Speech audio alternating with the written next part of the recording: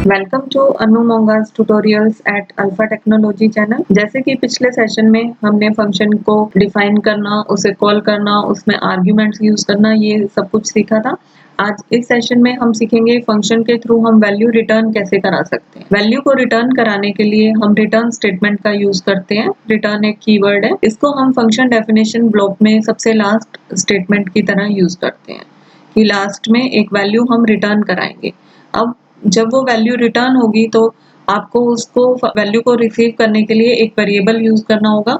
वो variable function calling के time आपने फंक्शन के इक्विवेलेंट उसको कॉल कराना है। जैसे कि आपने यहाँ पर एक फंक्शन लिया सम, उसके अंदर आर्ग्यूमेंट्स हैं ए और बी।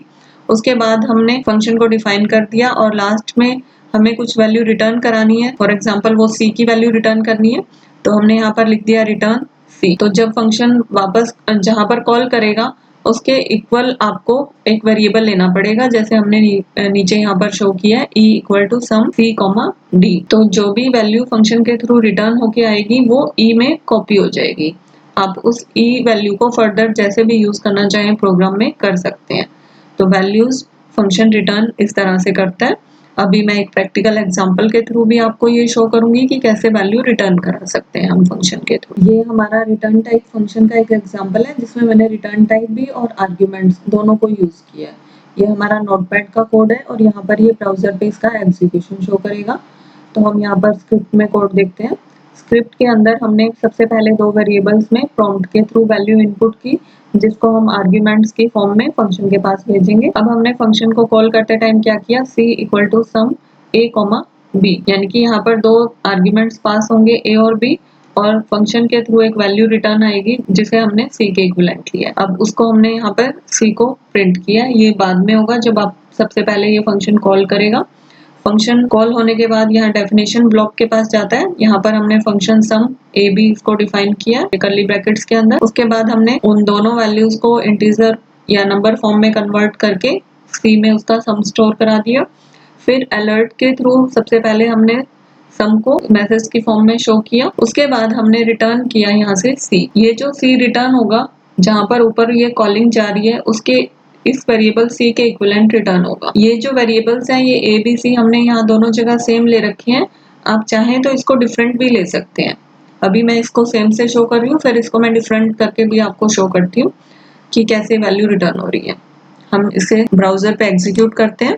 तो प्रॉम्प्ट के थ्रू ये सबसे पहले हमसे एक नंबर लेगा। हमने 4 दिया और 5 दिया, ओके किया। तो पहले तो अलर्ट के थ्रू ये सम यहाँ पर डिस्प्ले हो रहा है।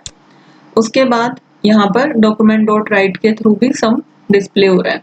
तो अलर्ट तो विद इन फंक्शन आपका शो कर रहा है और जो डॉक्यूमेंट डॉट राइट है फंक्शन के बाहर जो वैल्यू रिटर्न हो रही है ये उसके थ्रू प्रिंट हो रहा है। अब मैं यहाँ पर वेरिएबल के नेम चेंज कर देती हूँ।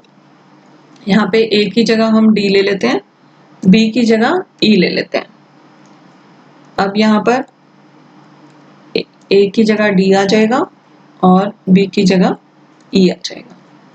इस c को भी हम चेंज कर देते हैं, इसे हम f कर देते हैं।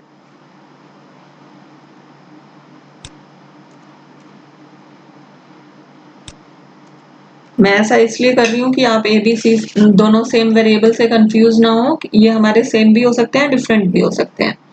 अब हम इसको सेव करके दोबारा से एग्जीक्यूट करते हैं। हमारा वही सेम एग्जीक्यूशन होगा इस तरह से। अब इसमें देखिए a की जो कॉपी है वो d के पास पहुंच रही है, b की कॉपी e के पास पहुंच रही है। इन दोनों का सम होके f में स्टोर हो रहा है। जब हमने रिटर्न f किया तो f की कॉपी c के पास आ रही है, उस c को यहाँ पर ये सम के थ्रू प्रिंट करा रहा है। तो फंक्शन आर्ग्यूमेंट्स तो वो वैल्यूज हैं जो हम फंक्शन की कॉलिंग के टाइम भेज रहे हैं, जैसे a और b। और रिटर्न क्या होता है, जो फंक्शन वापस भेजता है।